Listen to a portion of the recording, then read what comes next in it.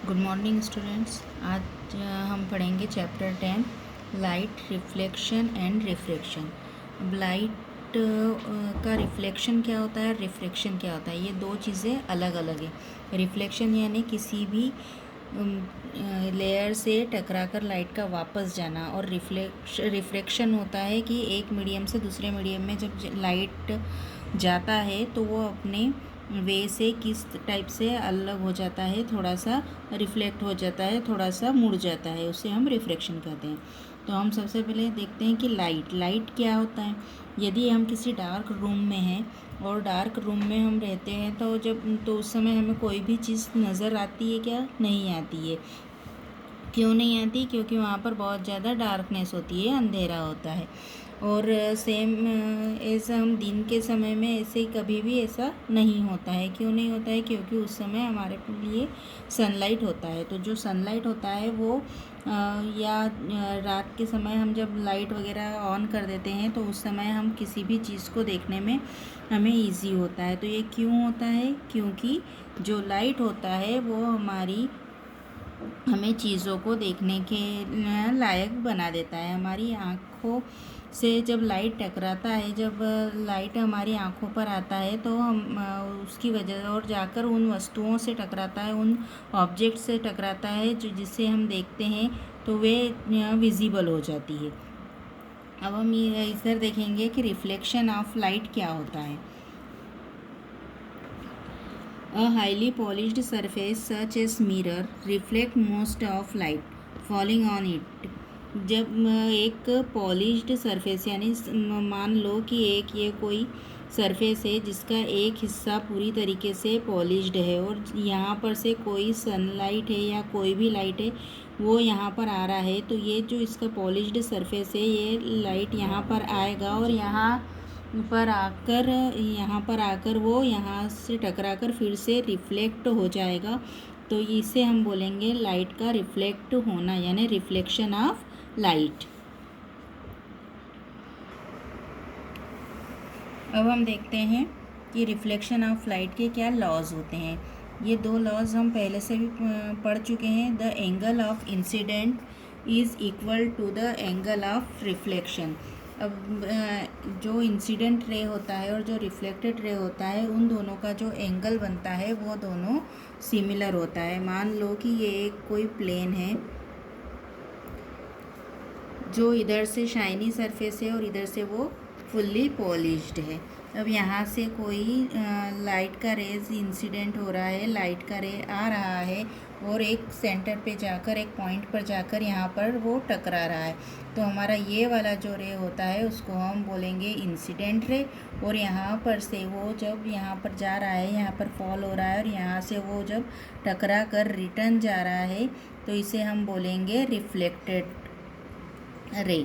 यानी जो incident ray होता है और जो रिफ्लेक्टेड रे होता है उन दोनों का जो एंगल होता है वो सेम होता है।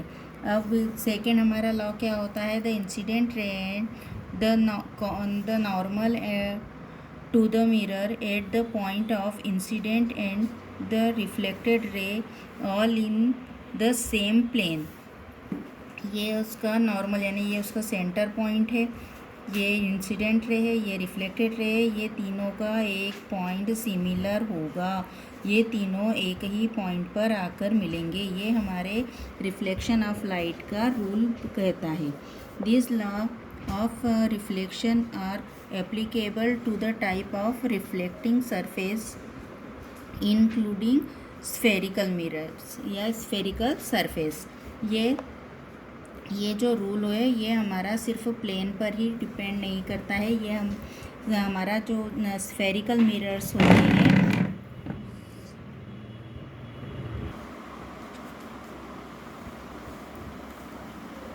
अब हम देखेंगे स्फेरिकल मिरर्स। स्फेरिकल मिरर्स क्या होते हैं? अभी हमने ऊपर देखा था प्लेन थे, यानी उनकी सरफेस एक तरह से पॉलिश्ड थी और वो बिल्कुल ही प्लेन थे, जहाँ पर कि इंसिडेंट रे और रिफ्लेक्टेड रे सिमिलर हो रहा था। अब हम स्फेरिकल मिरर देखेंगे। स्फेरिकल मिरर क्या होते हैं कि वो कर्व्ड सरफेस होती है, उनकी कर्व्ड या तो वो इनवर्ड होते हैं या आउटवर्ड होते हैं, यानी या तो वो इस तरह से इंटरनली कर्व्ड रहेंगे या एक्सटर्नली यानी इस साइड से, यानी या तो उसके इस साइड में पॉलिश्ड होगा या इस साइड पॉलिश्ड होगा। तो इस तरह से हम देखेंगे कि स्फेरिकल मिरर क्या होते हैं और उनमें इमेज फॉर्मेशन किस तरह से होता है। यहाँ पर हमको ये दोनों नज़र आ रहे हैं। ये हमारा है कॉनकेव मिरर और ये हमारा कॉन्वेक्स मिरर।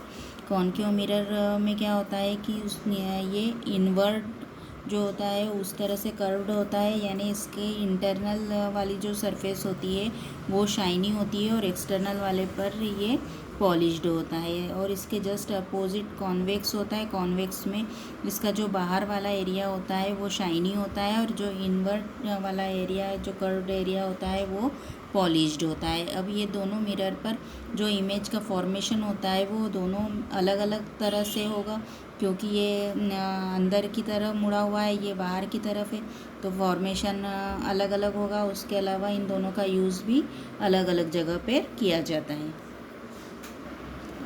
अब किसी भी स्फेरिकल मिरर पर, चाहे वो कॉनकेव मिरर हो चाहे वो कॉन्वेक्स मिरर हो, जब इमेज का फॉर्मेशन होता है तो उससे पहले हम उसकी कुछ टर्मिनोलॉजी को देखते हैं कि उसमें किस पॉइंट को हम क्या बोलते हैं।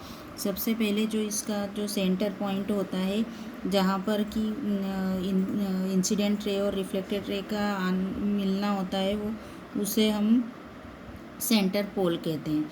ये वाला जो पॉइंट होता है ये बिल्कुल सेंटर में होता है। इसके अलावा एक पॉइंट होता है सी।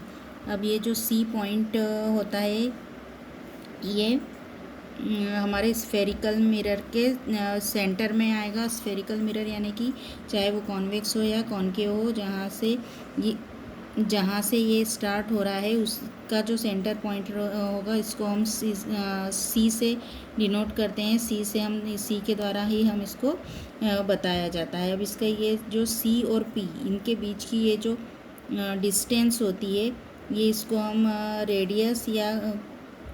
रेडियस कहते हैं। ये रेडियस जो होती है ये दोनों ही मिरर में अलग अलग होगी। क्यों अलग होगी? क्योंकि हमारा जो कॉनकेव मिरर होगा वो अंदर की साइड से शाइनी है और ये हमारा जो मिरर है वो आउटर साइड से शाइनी है। इस वजह से इनकी जो डिस्टेंस होगा वो दोनों का डिस्टेंस अलग अलग होगा, दोनों का इमेज फॉर्मेशन भी अलग अलग होगा।